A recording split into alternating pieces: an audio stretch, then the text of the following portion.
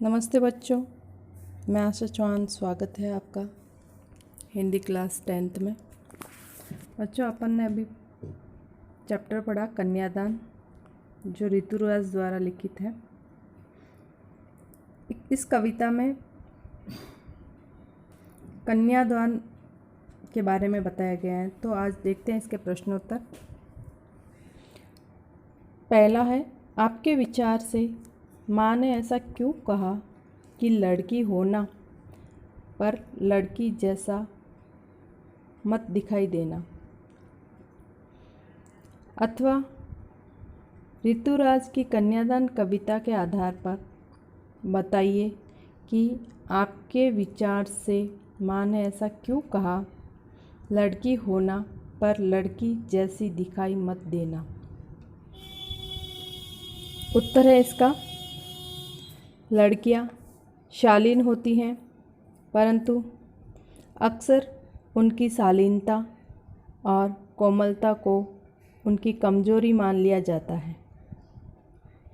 उन्हें अबला समझकर उन पर अनेक अत्याचार किए जाते हैं।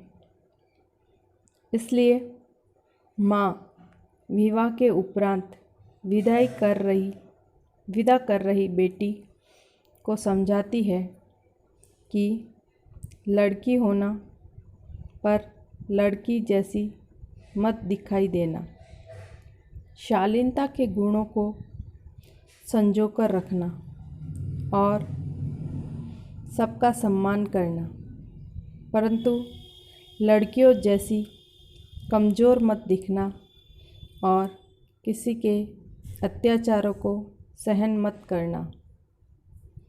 अन्याय हो तो चुप मत रहना, अन्यथा सभी देखकर सभी तुम्हें दबाकर रखेंगे और तुम सदैव शोषण की शिकार बनती रहोगी।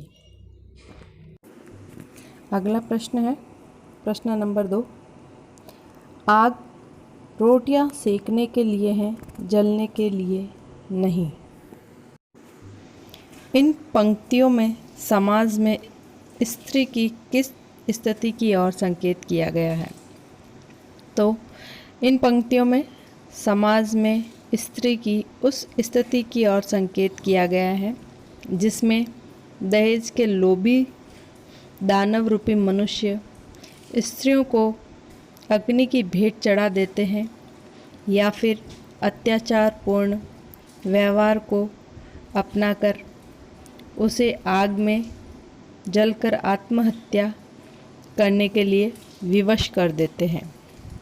दूसरा है, माँ ने बेटी को सचेत करना क्यों ज़रूरी समझा। इन पंक्तियों के माध्यम से माँ ने बेटी को सचेत करना इसलिए आवश्यक समझा क्योंकि अभी वह सयानी नहीं हुई है, उसको अभी दुख की सही पहचान नहीं है। यदि वह सचेत रहेगी तो विपरीत स्थिति आने पर भी उस समस्या का मुकाबला कर सकेगी। न वह अपने जीवन को तुच्छ समझकर आग में जलेगी और न दूसरों को ऐसा करने देगी। पाठिका थी वह धुंधले प्रकाश की, कुछ तुकों और कुछ लयबद्ध पंक्तियों की।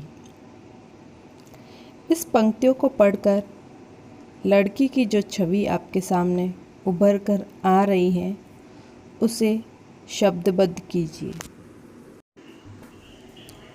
उक्त पंक्तियों को पढ़कर मेरे मन में लड़की की कुछ इस प्रकार की छवि उभरती है।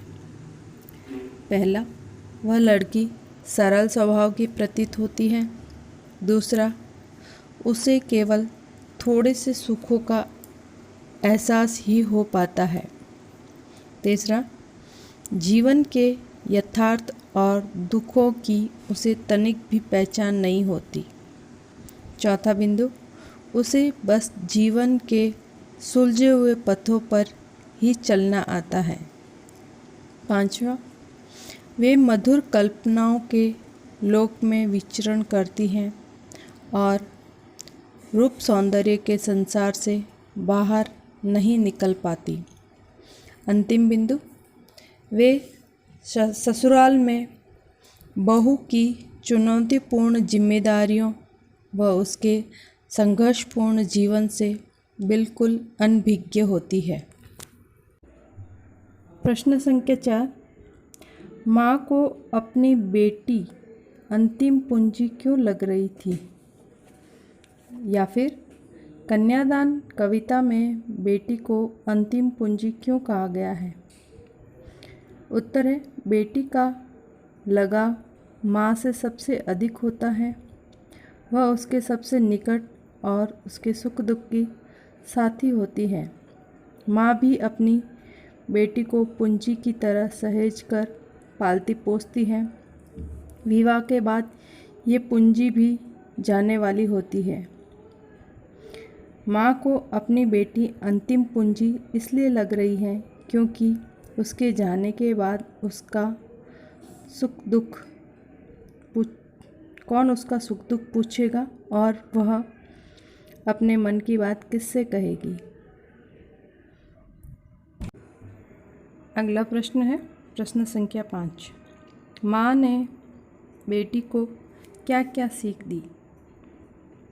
अथवा माँ ने अपनी बेटी को किन स्वाभाविकताओं से हटकर जीवन जीने की सीख दी?